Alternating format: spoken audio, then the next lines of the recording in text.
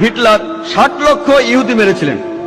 পৃথিবীর ম্যাপটা দেখেন, 1945 সালের আগে ইসরায়েল নামে কোনো দেশ ছিল না, ইসরায়েল দেশটাই ছিল না।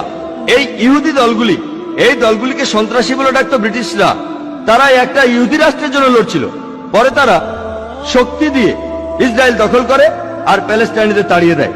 এখন এই লোকগুলি প্যালেস্টাইনের লোকদের বলছে, যাদের দাবিটা আরো জোরালো, তাদের দেশ ফেরত চায়।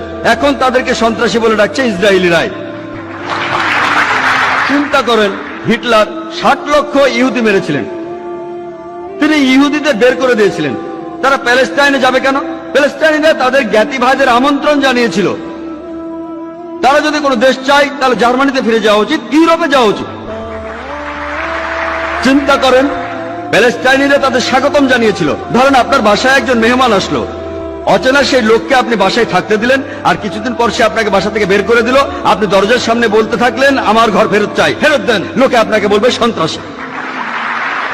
ঠিক এই ঘটনাই ঘটেছে। আজকে এই প্যালেস্টাইনিদের সন্ত্রাসী বলা হচ্ছে কেন? তারা তাদের দেশ ফেরত চায়।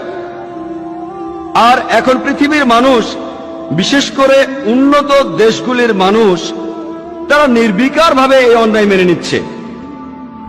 আমরা জানি যে জার্মানিতে ইতিহাস আমাদের বলে 1968 থেকে, পৃথিবীর ম্যাপটা দেখেন,